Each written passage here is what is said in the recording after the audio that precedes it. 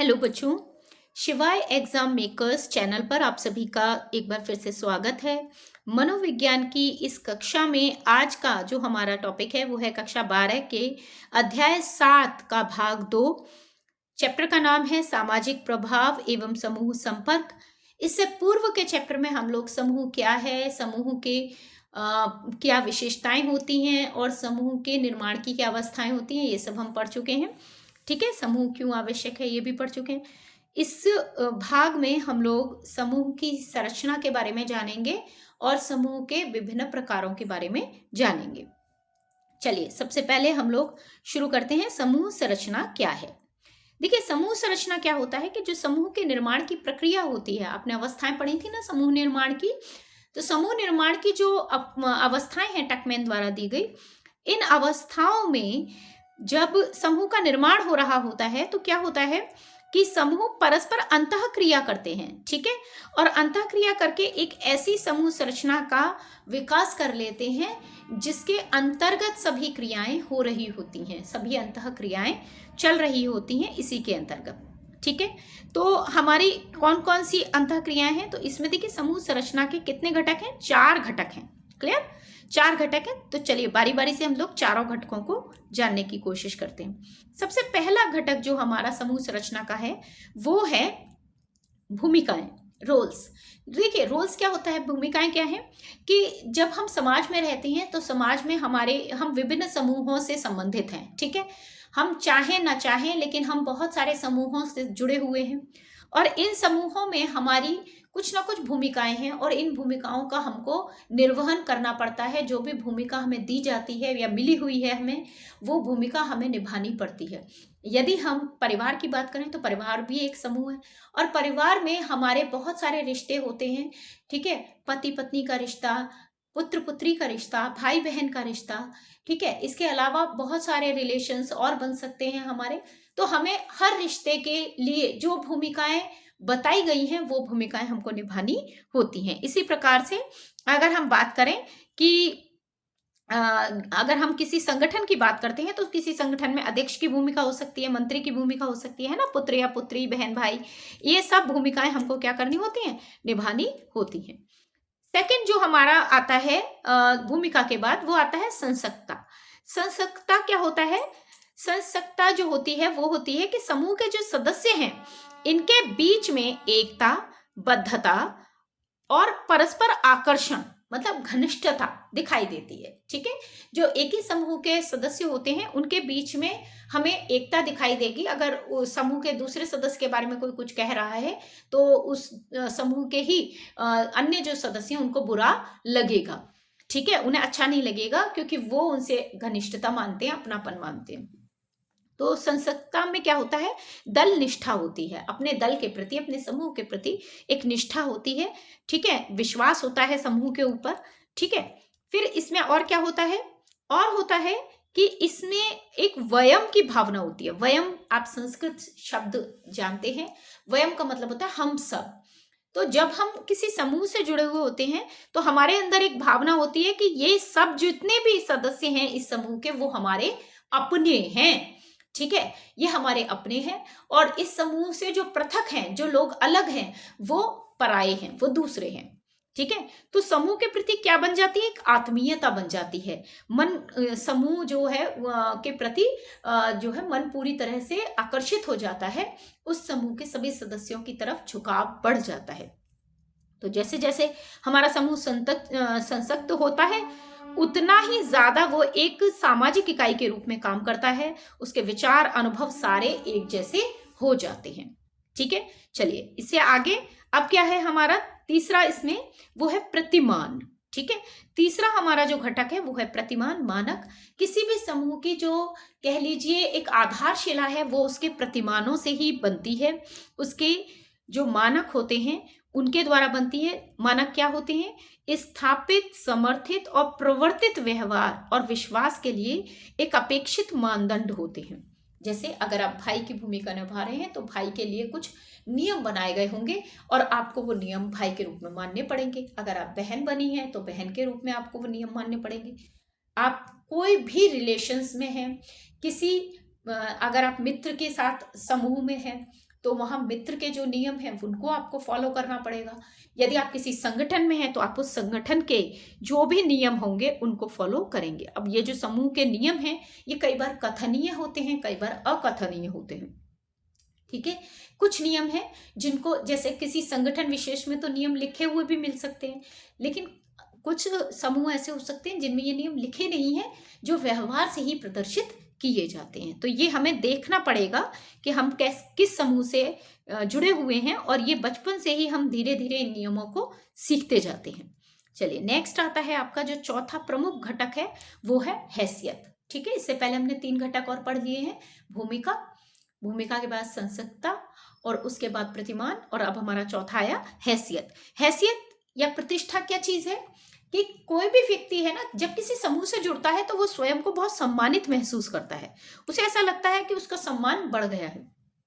प्रत्येक व्यक्ति क्या चाहता है? अपने समाज में अपनी प्रतिष्ठा चाहता है। अब जब व्यक्ति की वरिष्ठता या उसकी विशेषज्ञता के कारण जब उसे समूह में कोई विशेष स्थिति प्राप्त होती है तो उस समूह से जुड़ना, ठीक है, उस समूह से जुड़ना उसके लिए प्रतिष्ठा का प्रश्न बन जाता है, और इस वजह से वो उस समूह से जुड़ जाता है। ठीक है, तो वो जो समूह से जुड़ने की एक ललक है, ठीक है, वही हमारी जो है समूह का संरचना करने में हमें मदद करती है। ठीक है, चलिए नेक्स्ट आगे बढ़ते हैं हम लोग। अब हमारा इसी में हमने अभी अभी पढ़ा संसक्ता के बारे में। संसक्ता क्या होती है? इसके अंदर जो है बेटा घनिष्ठता होती है। तो कई बार क्या होता है, घनिष्ठता में हम बहुत सारे ऐसे कार्य कर जाते हैं जो कि एक समूह के लिए कभी कभी बहुत गलत पड़ सकते हैं। ठीक है, तो समूह चिंतन क्या है, इसकी खोज की थी सबसे पहले जैनिस नाम के मनोवैज्ञानिक ने। उन्होंने बताया कि क्या होता है कि जो समूह होता है, समूह में जब कोई निर्णय लिया जाता है तो सभी की सर्वसम्मति से लिया जाता है। निर्णय कैसे लिया जाएगा? सभी की सर्वसम्मति से। बट सर्वसम्मति में क्या होता है, देखिए सभी लोगों से तो नहीं पूछा जाता ना, अलग अलग समूह छोटा है, 2-4 लोगों का समूह है, 10 लोगों का समूह है, तो आप सबसे पूछ सकते हो कि आप भी बोलो, आप भी बोलो, आप भी बोलो। समूह जब बहुत बड़ा है, मान लीजिए उसमें 100-200 1000 लोग हैं, तो आप सबसे तो नहीं पूछ सकते हैं। ठीक है, ऐसी कंडीशन में हम क्या करते हैं, ऐसी कंडीशन में हम उनके सामने कुछ ऑप्शंस रख देते हैं और उसमें देख लेते हैं जो बहुमत में बात आ रही है उसको हम समूह का निर्णय मान लेते हैं। जबकि वास्तविकता में कुछ लोग हो सकता है कि उनकी सोच उस निर्णय से थोड़ी अलग हो। ठीक है, तो लेकिन फिर भी वो लोग क्या रहते हैं, चुप रहते हैं। वो लोग नहीं बताते हैं कि वो क्या सोच रहे हैं या उस निर्णय के संबंध में उनके क्या विचार हैं। क्यों? क्योंकि समूह में प्रत्येक व्यक्ति ये मानता है कि सभी सदस्य जो हैं वो किसी विशिष्ट निर्णय या नीति के लिए क्या है, वो पूरी तरीके से सहमत हैं। ठीक है, वो ये मानता है कि कोई भी जो व्यक्ति है वो असहमति व्यक्त ही नहीं करता है। उसको ऐसा लगता है कि अगर औरों ने निर्णय लिया है तो वो निर्णय ठीक ही होगा, गलत क्यों होगा। इसलिए वो अपनी बात रखता ही नहीं है, और फिर वे व्यक्ति ये विश्वास करता है कि समूह की अगर हम संशक्ति को बढ़ाना चाहते हैं, अगर हम समूह की उस घनिष्ठता को, उसके अपनापन को हम खत्म नहीं करना चाहते हैं, तो हमको जो समूह का निर्णय है उसको ही मान लेना चाहिए, अपनी उसमें राय नहीं देनी चाहिए। तो ऐसी स्थिति में क्या है कि समूह के बहुमत का जो निर्णय होता है वही समूह का निर्णय बन जाता है, और ये कहलाता है समूह चिंतन। समझ में आया? लेकिन इससे एक बहुत बड़ी खतरे की स्थिति बनती है। कई बार क्या होता है, समूह में बहुमत में जो लोग हैं वो किसी पूर्वाग्रह से ग्रसित हो सकते हैं, या फिर किसी विशेष परिस्थिति में ध्रुवीकरण का शिकार हो सकते हैं। अभी आगे हम पढ़ेंगे समूह ध्रुवीकरण। तो वो किसी भी स्थिति का ऐसी का अगर शिकार हैं तो वो गलत निर्णय भी ले सकते हैं। तो यदि जो व्यक्ति उसके सही पक्ष को देख पा रहे हैं फिर भी वो बस सिर्फ इसलिए चुप रहते हैं, इसलिए नहीं कुछ बोलते कि समूह के बहुमत का जो निर्णय है वही सही निर्णय होगा, और यह सोच करके समूह चिंतन कर लिया जाता है, मान लिया जाता है कुछ ही लोगों के निर्णय को कि वो पूर्ण समूह का निर्णय है। तो ऐसी स्थिति में क्या होगा, वास्तविक जगत के, है ना, जो संकेत हैं वो लोग उनकी तरफ नहीं झुकेंगे, उन्हें नकार लेंगे, और ऐसी स्थिति में निर्णयकर्ता के द्वारा एक तर्कहीन अविवेचनात्मक निर्णय ले लिया जाता है।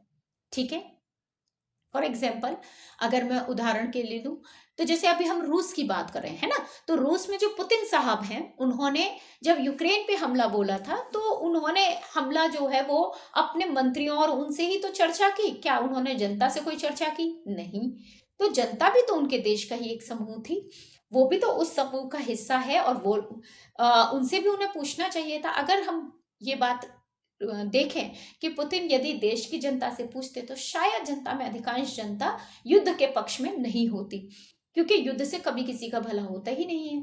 ठीक है, लेकिन फिर भी पुतिन साहब का ये निर्णय कि युद्ध किया जाना चाहिए, यूक्रेन के खिलाफ लड़ना चाहिए, और उसमें जो जनधन हानि हो रही है बहुत ज्यादा, उस सब का जो एक ये पहलू है, वो समूह चिंतन ही है। बात समझ में आ रही है मेरी? ठीक है, तो इसीलिए ये बहुत जरूरी है कि समूह के सभी लोगों का निर्णय चेक किया जाए। ये नहीं किया जाए कि हम कुछ ही लोगों के निर्णय को पूरे समूह का निर्णय मान लें। चलिए नेक्स्ट आगे बढ़ते हैं। हमारा आगे आता है बेटा कि समूह चिंतन के प्रतिकार के उपाय क्या हैं, कि हम कैसे समूह चिंतन को कम कर सकते हैं। ठीक है, कि हम जो कुछ ही लोगों का चिंतन है, उसी को हम समूह चिंतन का नाम दे देते हैं। तो क्या हम इसे कम कर सकते हैं? उसके कुछ तरीके हैं, तो चलिए उन तरीकों के बारे में समझते हैं।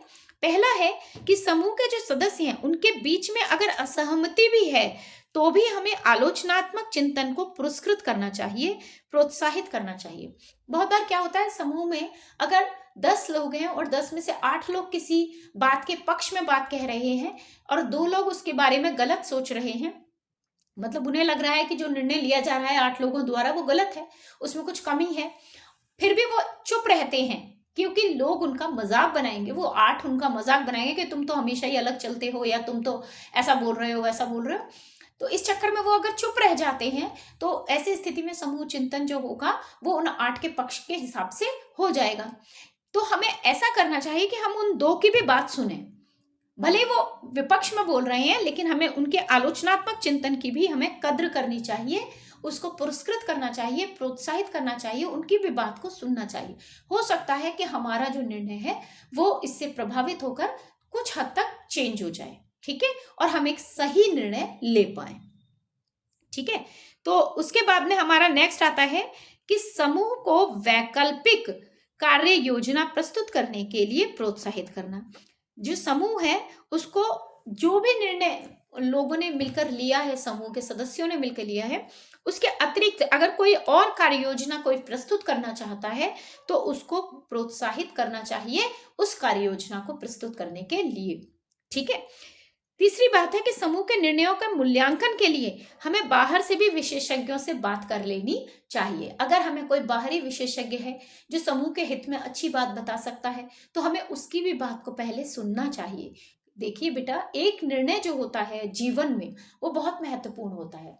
वर्तमान में लिया गया हमारा एक निर्णय हमारे भविष्य की नींव रखता है।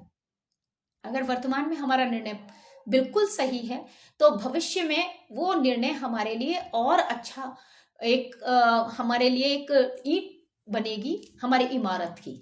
ठीक है, मजबूत इमारत तय करने के लिए, एक खड़ी करने के लिए। ठीक है, तो यदि हम एक निर्णय लेना चाहते हैं, तो न केवल हमें अपनी सोच बल्कि औरों के भी विचार ले लेनी चाहिए, ताकि हम एक सही निर्णय ले सकें। इसके अतिरिक्त सदस्यों को अन्य विश्वास पात्रों से भी अपने निर्णय के संबंध में प्रतिक्रिया ले लेनी चाहिए। यदि हम ये सब काम करेंगे, तो निश्चित रूप से हम कहीं भी गलत निर्णय नहीं लेंगे और समूह चिंतन जैसी घटनाएं नहीं होंगी। अब आता है हमारा नेक्स्ट टॉपिक, ये है समूह के प्रकार, कि समूह हमारा कितने प्रकार का होता है। चलिए, तो समूह के प्रकार को समझते हैं। समूह के प्रकार, इसमें देखिए समूह के हम यहाँ पर 6 प्रकारों की बात करेंगे। इन 6 प्रकारों में से सबसे पहला जो हमारा प्रकार है वो है प्राथमिक समूह। देखिए प्राथमिक समूह क्या होते हैं? पूर्व विद्यमान ये होते हैं। पूर्व विद्यमान मतलब पहले से ही ये तय है, ये समूह पहले से ही बना बनाया है, तय है, और हमें इस समूह में सम्मिलित होने के लिए हमको हमारी इच्छा नहीं पूछी जाएगी, हमको ये मिलेगा, विरासत में मिलेगा। ठीक है, तो प्राय ये व्यक्ति को क्या होते हैं, प्रदत्त किए जाते हैं, जैसे परिवार है, जाति है, धर्म है, ये सब प्राथमिक समूह है, क्योंकि ये हमको दिए जाते हैं। जब जन्म होता है व्यक्ति का, तो ये उसे जन्म के साथ प्राप्त होते हैं। ठीक है, तो इसलिए जो है ये हमारे प्राथमिक समूह के अंतर्गत आएंगे। इसके बाद प्राथमिक समूह में और क्या खासियत होती है कि जो प्राथमिक समूह होते हैं उनमें मुखोन्मुख अंतःक्रिया होती है। मुखोन्मुख अंतःक्रिया का मतलब है कि बहुत घनिष्ठता होती है। जो अंतःक्रिया है वो बहुत घनिष्ठ अंतःक्रिया होती है। तो हम परिवार में बड़े बेझिझक, बेखौफ, बेरोक टोक हम अपने सारे काम करते हैं इनफॉर्मल होकर। ठीक है, वहां हम फॉर्मेलिटीज नहीं करते। जैसे हम बाहर जाएंगे ना तो हम बड़ी फॉर्मेलिटीज से बात करेंगे, बड़ा सोच समझ के बोलेंगे कि कोई हमको गलत ना समझे, कोई हमको ऐसा ना समझे, वैसा ना समझे। बड़े हम नियमों से, कायदे कानूनों से बहुत अनुशासन के साथ रहेंगे। लेकिन जब हम परिवार में होते हैं तो हम वहाँ बहुत इनफॉर्मल होकर अपनी मस्ती के साथ, अपने पूरी फ्रीडम, आज़ादी के साथ रहते हैं। तो यहाँ पे ये मुखोन्मुख अंतःक्रिया के कारण ही ऐसा होता है। इसके अलावा जो प्राथमिक समूह होते हैं इनमें घनिष्ठ और उत्साहपूर्ण और सांवेगिक बंधन वाले संबंध पाए जाते हैं। ठीक है, घनिष्ठता होगी रिश्तों के बीच, उत्साह होगा एक दूसरे के प्रति, हमारे अंदर सांवेगिक रूप से एक संवेग होंगे, प्यार जो है हम एक दूसरे को प्यार करेंगे, एक दूसरे से जो है मदद भी करेंगे, है ना, उनको एक दूसरे को अप्रिशिएट भी करेंगे, प्रशंसा भी करेंगे। तो वो प्राथमिक समूह के अंतर्गत होता है। ठीक है, नेक्स्ट आता है हमारा कि जो है हमारा प्राथमिक समूह जो है हमारा, उसमें व्यक्ति के प्रकार्य बहुत महत्वपूर्ण होते हैं। ठीक है, व्यक्ति के प्रकार्यों के लिए जो है हमारा प्राथमिक समूह बहुत महत्वपूर्ण होता है, क्योंकि जो परिवार होता है व्यक्ति की वो पहली पाठशाला होती है जहां वो सब कुछ सीखता है। तो परिवार से ही व्यक्ति जो है जीवन का पहला जो अपना सबक है वो लेता है। इसीलिए विकास की जो आरंभिक अवस्थाएं हैं उनमें व्यक्ति के जो मूल्य हैं, आदर्श हैं, वो सब प्राथमिक समूह के ही बदौलत बनते हैं। ठीक है, इसीलिए इसकी बहुत महत्वपूर्ण भूमिका मानी जाती है मनोविज्ञान में। अब अगला पॉइंट है, प्राथमिक समूह में सीमाएं कम पारगम्य होती हैं। देखिए बेटा, इसका यहाँ अर्थ जरा ध्यान से समझिएगा। सीमाएं कम पारगम्य होती हैं, कहने का अर्थ है हम प्राथमिक समूह की एक विशिष्ट सीमा के अंतर्गत बंधे होते हैं। ठीक है, हम आसानी से अपने प्राथमिक समूहों की सदस्यता ना तो खत्म कर सकते हैं, ना ही उन्हें चयन कर सकते हैं। हमारे पास कोई विकल्प नहीं है। जो परिवार हमको मिला है हम ना उसे छोड़ सकते हैं, ना ही बदल सकते हैं। ठीक है, जनरली हम बहुत से समूह हैं जिनसे जुड़े होते हैं और हम उन्हें चेंज कर सकते हैं जब हम चाहें। एक बारगी हम अपने धर्म में भी चलिए परिवर्तन कर सकते हैं, फिर भी हम अपने परिवार में परिवर्तन नहीं कर सकते हैं। तो प्राथमिक समूह की सीमाएं कम पारगम्य होती हैं।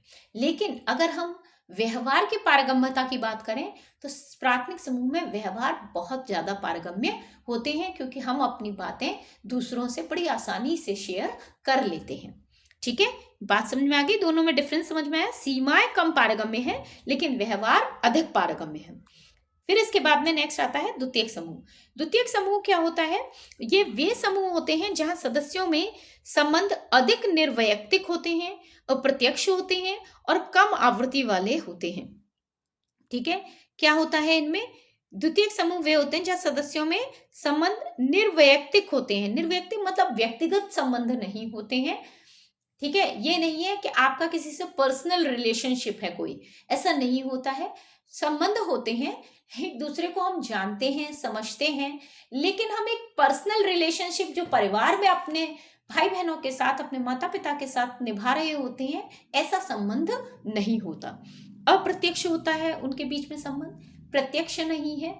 जो प्रत्यक्ष रूप से हमें परिवार में दिखाई देते हैं ना, हम रिश्तों को नाम दे देते हैं, ऐसा हम द्वितीयक समूह में रिश्तों को कोई नाम नहीं दे सकते। वहां सिर्फ सदस्य कहलाएंगे, सदस्य से ऊपर कोई और रिश्ता हम नहीं बनाएंगे। ठीक है, ज्यादा से ज्यादा हम कह देंगे एक दूसरे के मित्र हैं, बस इससे ज्यादा कुछ नहीं। कम आवृत्ति वाले होते हैं, कभी कभी मिलना होता है, ऐसा नहीं है रोज रोज मिल रहे हैं। ठीक है, परिवार में तो भाई हम सुबह कहीं भी चले जाएं लेकिन हम शाम को आके तो घर में ही आएंगे ना, एक साथ रहेंगे ना। तो परिवार में तो कम आवृत्ति वाले परिवार होते हैं, लेकिन और अप्रत्यक्षता जो है वो द्वितीयक में होती है। तो परिवार में तो हमारी ज्यादा आवृत्ति होती है, द्वितीयक समूह में कम आवृत्ति होती है। ठीक है भाई, क्लियर है? चलिए नेक्स्ट आपका है, द्वितीयक समूह में व्यक्ति अपनी पसंद से जुड़ता है। ठीक है, द्वितीयक समूह में क्या होता है? व्यक्ति अपनी पसंद से जुड़ता है। मन की मर्जी है तो जुड़ेंगे, नहीं मन की मर्जी है तो नहीं जुड़ेंगे। जिस समूह में हमारी इच्छा है उसमें जुड़ेंगे। परिवार में ऐसा नहीं था, प्राथमिक समूह में ऐसा नहीं था, अपनी मर्जी से नहीं जुड़ना था, व्यक्ति को वो प्रदत्त होते हैं, अपने आप से प्राप्त हो जाते हैं। जैसे किसी राजनीतिक दल की सदस्यता हम चाहे तो ले लें, चाहे हम छोड़ के दूसरे राजनीतिक संगठन में घुस जाएं, आप किसी में भी चले जाएं, है ना। तो द्वितीयक समूह की जो सदस्यता है, इसको छोड़ना और दूसरे समूह से जुड़ना, ये बड़ा आसान काम है। ठीक है, तो प्राथमिक समूह में बड़ा मुश्किल था, परिवार को छोड़ना, दूसरा परिवार बना लेना बड़ा मुश्किल काम है, लेकिन द्वितीयक समूह में ये काम बड़ा आसान होता है, बड़ी आसानी से ये काम किया जा सकता है। चले आगे, चलिए नेक्स्ट आगे बढ़ते हैं हम लोग। नेक्स्ट आता है बेटा औपचारिक समूह। औपचारिक समूह किसे कहते हैं? ऐसे समूह को हम औपचारिक कहेंगे जिनमें कि क्या होता है, हमारा प्रकार्य जो होते हैं वो स्पष्ट होते हैं, औपचारिक रूप से घोषित किए जाते हैं। ऐसे प्रकार्य होंगे, वहां की जो नियमावली होगी वो घोषित होगी आपकी। जैसे किसी कार्यालय में, किसी संगठन में क्या होता है, उनके प्रकार्य पहले से ही घोषित होते हैं कि इस कार्यालय में ये काम होंगे। ठीक है, आप किसी ऑफिस में जाते हैं तो जब आप बैंक में जाते हैं तो बैंक संबंधी काम होते हैं, है ना। वहां आपके जीवन बीमा निगम के काम नहीं होंगे, जीवन बीमा निगम का कार्यालय अलग होगा, उस कार्यालय में जीवन बीमा निगम वाले काम होंगे। ठीक है भाई, बिजली ऑफिस वो अलग होगा, उसका कार्यालय अलग होगा, उसमें बिजली विभाग से संबंधित काम होंगे। ठीक, शिक्षा विभाग का कार्यालय अलग होगा, उसमें शिक्षा संबंधी कार्य होंगे। ठीक है, समाज कल्याण विभाग अलग होगा, उसमें समाज कल्याण विभाग के कार्यालय से संबंधित कार्य होंगे। तो कहने का अर्थ है, संगठन के जो प्रकार हैं वो स्पष्ट रूप से घोषित किए जाते हैं। समूह के जो सदस्य हैं उनकी भी सुनिश्चित भूमिकाएं होती हैं। आपने देखा ना, बैंक में एक मैनेजर की भी एक रोल है, उसको मिला हुआ कि उसे क्या क्या काम करने हैं। उसमें ऐसे कैशियर को क्या काम करने हैं, कैशियर के लिए भी एक नियम होता है। इसके अलावा स्टाफ के जो क्लैरिकल जितने भी क्लर्क्स होते हैं उनको भी कुछ ना कुछ ड्यूटीज जो मिली हुई हैं वो ड्यूटीज उनको फुलफिल करनी होती हैं। तो कहने का अर्थ है, सुनिश्चित भूमिकाएं होती हैं हर डिपार्टमेंट में, हर विभाग में, हर कार्यालय में। जैसे सुनिश्चित भूमिकाएं होती हैं, ऐसे ही आपके औपचारिक जितने भी समूह होते हैं, जैसे विद्यालय भी एक औपचारिक समूह का ही उदाहरण माना जाएगा, क्योंकि विद्यालय में भी हमारे सबके अपने अपने दायित्व हैं, है ना। तो वो हम सब अपने अपने दायित्वों का निर्वहन करते हैं। अच्छा, औपचारिक जो समूह होते हैं वो विशिष्ट नियमों या विधि पर आधारित होते हैं। इनकी एक विशिष्ट विधि होगी और विशिष्ट इनके नियम होंगे। ठीक है, इसके अलावा क्या होता है, इसमें मानकों का एक समुच्चय होता है। ठीक है, नियमों का एक समूह होगा, समुच्चय होगा, मतलब नियमावली होगी, और उस नियमावली के आधार पर ही व्यवस्थाएं बनाई जाएंगी। ठीक है, तो जैसे आप विद्यालय में देखते हैं, विद्यालय में एक टाइम टेबल होता है, उसी टाइम टेबल के हिसाब से घंटे बजते हैं, उसी टाइम टेबल के हिसाब से आपके टीचर्स आपके क्लासेस में जाते हैं, आपको पढ़ाते हैं। क्लियर है, तो एक टाइम टेबल हो गया। प्लस ऐसे ही आपके उसमें और भी नियम होते हैं, जैसे आपके किस दिन कौन सा कार्यक्रम मनाया जाना है, कौन सा कार्यक्रम करवाना है बच्चों को, आप आज क्या सिखाना है, या कोई प्रतियोगिता करानी है तो कब करानी है। तो हर एक का एक बना हुआ व्यवस्थित एक कार्यक्रम है। ठीक है, और उसी को फॉलो किया जाता है। इसके बाद आता है हमारा अनौपचारिक समूह। अनौपचारिक समूह हम किसे कहते हैं? अनौपचारिक समूह होते हैं वे जिनमें कि हमारे नियमों या विधि पर आधारित नहीं होंगे वो समूह। हम अनौपचारिक रूप से, जैसे आप जो फ्रेंड सर्कल बनाते हो अपना, आपके मित्रों का जो समूह है, तो उसमें कोई औपचारिकता नहीं है, आपने कोई व्यवस्था कायम नहीं की हुई है, आपने कोई नियम नहीं पढ़ाए हुए अपने मित्रों को कि भाई ये नियम हमें फॉलो करने हैं अगर हम मित्र हैं तो। ऐसा कुछ नहीं होता है। मित्रों में अनौपचारिकता होती है, एक दूसरे के साथ बात करने में अनौपचारिकता है, एक दूसरे के काम करने में अनौपचारिकता है। ठीक है, कोई औपचारिक रूप से हम कार्य नहीं करते हैं। तो अनौपचारिक जो है वो उसमें सदस्यों में घनिष्ठ संबंध पाया जाता है। जैसे मैच में दर्शक होते हैं तो वो एक साथ बैठे हैं एक समूह के रूप में। ठीक है, तो वो अनौपचारिक रूप से बैठे हैं, बस मैच देखना है उनको। ठीक है, उनके कोई नियम धर्म थोड़ी होंगे। ऐसे मेले में लोग होंगे, उनके कोई नियम धर्म थोड़े होंगे। आपके मित्रों का समूह है, उसमें कोई नियम धर्म थोड़ी है। बात समझा गई? तो ये यहाँ पर हो गया हमारा। चलिए नेक्स्ट आगे बढ़ते हैं। इसके बाद आता है हमारा अंतः समूह। अंतः समूह हम किसे कहते हैं? देखिए, अंतः समूह ये बहुत ही इंपॉर्टेंट चीज है। अंतः समूह क्या होता है बेटा, कि हम जिस भी समूह से जुड़े होते हैं, चाहे हमारी जाति का समूह है, चाहे हमारे धर्म का समूह है, चाहे हमारे क्षेत्र का समूह है, चाहे हमारे विद्यालय का समूह है, चाहे हमारी कक्षा का समूह है, चाहे हमारे परिवार का समूह है, मतलब चाहे वो प्राथमिक समूह हो, चाहे वो द्वितीयक समूह हो, चाहे औपचारिक है चाहे अनौपचारिक है। बट अगर जिस भी समूह से औपचारिक रूप से हम जुड़े हैं या अनौपचारिक रूप से जुड़े हैं, ठीक है, प्राथमिक से जुड़े हैं या द्वितीयक से जुड़े हैं, जिस भी समूह से हम जुड़े हैं, ठीक है, जितने भी, ठीक है, वो सब जो समूह है उन समूहों के प्रति व्यक्ति की एक स्वयं वाली भावना होती है कि ये मेरा है। ठीक है, वो हर ऐसे समूह के लिए क्या सोचेंगे, ये मेरा समूह है, मेरा अपना समूह है। इसकी वजह से क्या होता है कि जब वो अपना समूह संबंध रखते हैं उससे, तो उनमें एक वयम की भावना इसके अंदर आने लगती है। तो अंतः समूह में जो सदस्य होते हैं उनके लिए लोग क्या प्रयोग करते हैं, हम का प्रयोग करते हैं। तो एक बहुत सिंपल सी बात कि जैसे हम जहां रहते हैं तो हम उस इलाके को कहेंगे कि ये हमारा है। ठीक है, हम इस इलाके से बाहर जाएंगे तो जिस राज्य के हम हैं तो हम कहेंगे हम इस राज्य को बिलोंग करते हैं। ठीक है, और जब हम उससे और कोई हमारे सामने उस राज्य की बुराई करेगा तो क्योंकि हम उस राज्य के हैं इसलिए हम अपने राज्य की बुराई नहीं सुनेंगे। जब हम देश से बाहर जाएंगे तो कोई हमारे देश के लिए बुराई करेगा तो हम कहेंगे हम उस देश से हैं। अगर कोई बुराई करेगा तो हम अपने देश की बुराई नहीं सुनेंगे, है ना, हम अपने देश का पक्ष लेंगे। कहने का अर्थ है हम की भावना आ जाती है। ठीक है, तो अंतः समूह चाहे वो प्राथमिक है, चाहे वो द्वितीयक है, चाहे औपचारिक है, चाहे अनौपचारिक है, कोई भी समूह हो सकता है। लेकिन जिस समूह से भी हम जुड़े हैं उस समूह के लिए हमारे अंदर एक भावना होती है। ठीक है, एक उससे एक घनिष्ठता होती है और उस घनिष्ठता की वजह से व्यक्ति अंतः समूह में जब होता है तो उसे अपना मान लेता है। ठीक है, अंतः समूह में क्या होता है, व्यक्तियों में समानता होती है, किसी ना किसी रूप में समानता पाई जाएगी। ठीक, जैसे अगर हम विद्यालय समूह की बात करें तो हम एक ही विद्यालय में पढ़ रहे हैं, ये समानता है। यदि हम जाति समूह की बात करें तो एक ही जाति है, ये समानता है। धर्म की बात करें तो एक ही धर्म होने की समानता है। ठीक है, यदि हम परिवार की बात करें तो सब कुछ समान है, ही अपना ही है सब कुछ, है ना। और यदि हम देश की बात करें तो हम एक देश को बिलोंग कर रहे हैं, ये हमारी समानता है। यानी हम समानता के आधार पर अंतः समूह को देखते हैं। ठीक है, तो जो हमारे जैसे हैं, जिनमें हमारे जैसी समानताएं, उन्हें हम अच्छे से देखेंगे, अनुकूल दृष्टि से देखेंगे, उनको अपना मानेंगे। और जो इससे बाहर हैं उनको हम प्रतिकूल दृष्टि से देखेंगे, उनको पराया मानेंगे। ठीक है भाई, और हम उन्हें अपना समझेंगे जो हमारे अंतः समूह के अंतर्गत आएंगे। चलिए, इसके बाद आता है हमारा बाह्य समूह। क्या है, बिल्कुल अंतः समूह का जस्ट अपोजिट है। अंतः समूह में जब हम बात करते हैं कि हमारा अपना समूह जिससे व्यक्ति जुड़ा है, वो समूह जिससे व्यक्ति जुड़ा है, जिसके प्रति उसके मन में अपनापन है। तो बाह्य समूह होता है जो दूसरा समूह है। ठीक है, अगर एक व्यक्ति इस समूह के अंदर है, ये जितने लोग इसके अंदर हैं, ठीक है, इसके बाहर जो भी होगा, इसके बाहर जो भी व्यक्ति है उसको वो अपना नहीं मानेगा। आ रहा है समझ में? तो ये बाहर वाले जितने भी हैं, ठीक है, अगर मैं इन बाहर वालों को देखूं और इन बाहर वालों की बात करूं, ठीक है, तो मैं अगर इन बाहर वालों की बात करूं और मैंने ये बाहर वाले हैं, ठीक है भाई, ठीक, तो बाहर वाले हैं, तो ये बाहर वालों की बात करें तो जो बाहरी समूह हमारा बन रहा है ये बाह्य है, क्योंकि ये इनसे पृथक है, अलग है। समझ गए? ठीक, चलिए, तो इसके बाद में बाह्य समूह जो है दूसरे समूह को इंगित करते हैं।